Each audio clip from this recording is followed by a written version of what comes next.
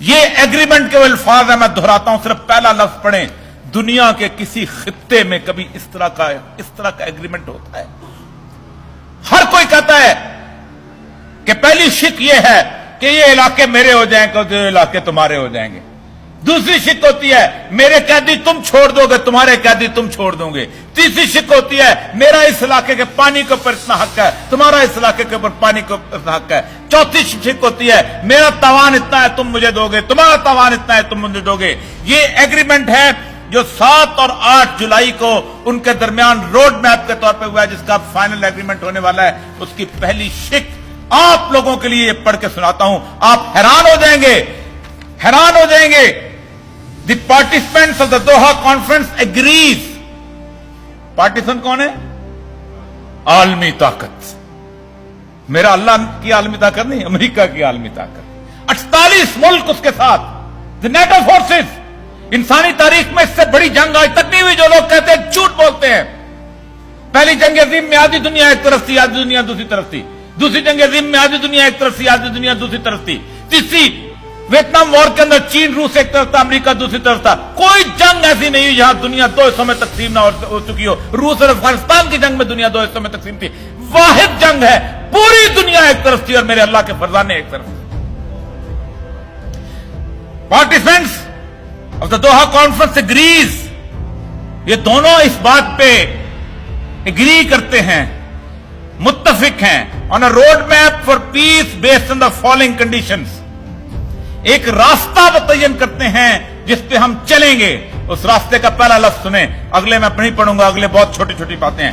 انسٹیٹیوشنلائزنگ، ادارے مضبوط کرنا، آج کا بڑا لفظ بولا جاتا ہے۔ Islamic system in the country for the implementation of the comprehensive پیس۔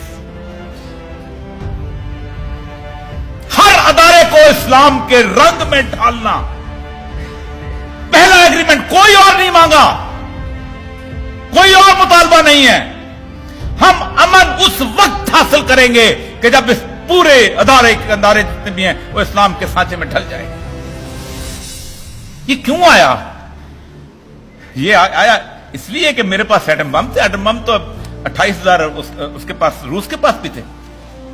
یہ کیوں آیا؟ میرے پاس ٹیکنالوجی تھی۔ یہ کیوں آیا؟ اس لیے کہ میرے پاس ایک سپاہ تھی۔ اگر فوج نے جیتنا ہوتا تو 7.5 لاکھ فوج جو تھی وہ صدام حسین کے پاس تھی۔ بڑے فخر سے کہا کرتا تھا، کیا اس کا جو سپاہی کیا نام تھا، وزیر دفاع، کہ امریکہ کا منظر آنے دے رہے ہیں، یہ ایک لمبے سانپ کی طرح ہوگا، ہم اس کو بیچ میں سے کاٹ لیں گے۔ توکل ومن یتوکل اللہ، اللہ شرک پسند نہیں کرتا۔ جس نے یہ کہا کہ میں تلوار کے زور پہ جیتوں گا وہ ہارا، جس نے یہ کہا میں بندوق کے زور پہ جیتوں گا میں ہارا، جس نے کہا میں ایٹم بم کے زور پہ جیتوں گا وہ ہارا۔ فنا روس کے پاس کم ہتھیار تھے، وہ تو پڑوس میں تھا، صرف ایک اٹھنا تھا وہاں پر نافذ۔ اور کون سا ملک اس نے ہضم نہیں کر لیا؟ دنیا چپ رہی۔ تاجکستان ہضم کیا، ازبکستان ہضم کیا، کرغزستان ہضم کیا، قزاقستان ہضم کیا، آذربائیجان، سب، لیکن کسی طور پر اس کو گنجائش نہ مل سکی۔ یہاں صرف یہ ناراضگی، آپ کو ایک راستہ ملا ہے، کیونکہ وقت بہت کم ہے۔ آپ کو یہ راستہ ملا ہے، اور اگر اس قوم نے اس راستے کو اختیار نہ کیا تو مجھے ڈر ہے، میں کوئی ولی نہیں ہوں، میں کوئی پیغمبر نہیں ہوں، اللہ تعالیٰ مجھے ہر دعوے سے بچائے، لیکن رسول اللہ صلی اللہ علیہ وسلم کی احادیث اور قرآن پاک جو ہے، اس اپرچونٹی کو اگر آپ نے نہ حاصل کیا تو بہت بری حالتوں کی کچھ بشارت دیتی ہے جس سے ہم برداشت نہیں کر سکتے۔